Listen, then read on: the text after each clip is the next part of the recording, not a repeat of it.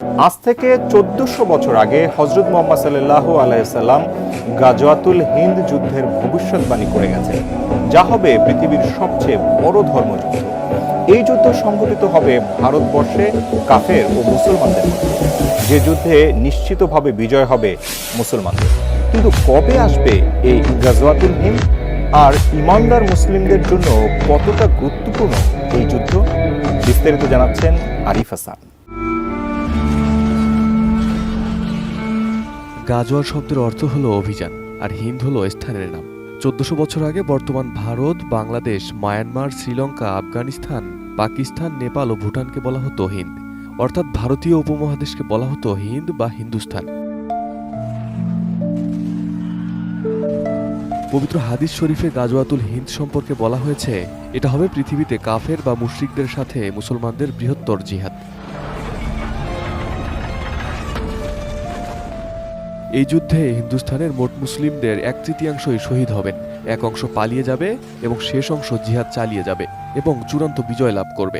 সুনানে নাসাই এবং অন্যান্য হাদিস গ্রন্থে এসেছে, রাসূল সাল্লাল্লাহু আলাইহি ওয়াসাল্লাম বলেছেন, আমার উম্মতের একটি দল হিন্দে যুদ্ধ করবে, আল্লাহ তাদের বিজয় দান করবেন। তারা ভারতবর্ষের রাজাদের বন্দী করবে এবং আল্লাহ তাদের ক্ষমা করে দেবেন।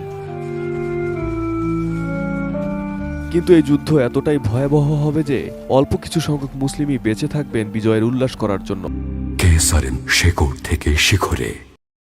অন্য বর্ণনায় আছে, গাজওয়াতুল হিন্দ হিন্দুস্তানের চূড়ান্ত যুদ্ধ। রাসূলুল্লাহ সাল্লাল্লাহু আলাইহি ওয়াসাল্লাম একদিন পূর্ব দিকে তাকিয়ে বড় বড় নিঃশ্বাস নিচ্ছিলেন। এমন এক সময় এক সাহাবী রাসূলুল্লাহ সাল্লাল্লাহু আলাইহি ওয়াসাল্লামকে জিজ্ঞেস করলেন, ইয়া রাসূলুল্লাহ, আপনি এমন করছেন কেন?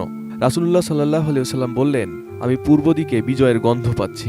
সাহাবারা জিজ্ঞেস করলেন, ইয়া রাসূলুল্লাহ, আপনি কিসের বিজয়ের গন্ধ পাচ্ছেন? রাসূলুল্লাহ সাল্লাল্লাহু আলাইহি ওয়াসাল্লাম বললেন, পূর্ব দিকে মুসলিম ও মুশরিকদের সাথে যুদ্ধ শুরু হবে। যুদ্ধটা হবে অসম। মুসলিম সেনাবাহিনী থাকবে সংখ্যায় সীমিত, কিন্তু মুশরিক সেনাবাহিনী থাকবে সংখ্যায় অধিক। ওই যুদ্ধে মুসলিমরা এত বেশি মারা যাবে যে রক্তে মুসলিমদের পায়ের টাকনু পর্যন্ত ডুবে যাবে। রাসূলুল্লাহ সাল্লাল্লাহু আলাইহি ওয়াসাল্লাম সাহাবীদের বলেন, যুদ্ধে মুসলিমরা 3 ভাগে বিভক্ত থাকবে। এক ভাগ বিশাল মুশরিক বাহিনী দেখে ভয়ে পালিয়ে যাবে, তারাই হলো জাহান্নামী। আর এক ভাগ সবাই যুদ্ধে শহীদ হবেন। শেষ ভাগ আল্লাহর উপর ভরসা করে যুদ্ধ চালিয়ে যাবে এবং শেষ পর্যন্ত জয়লাভ করবেন।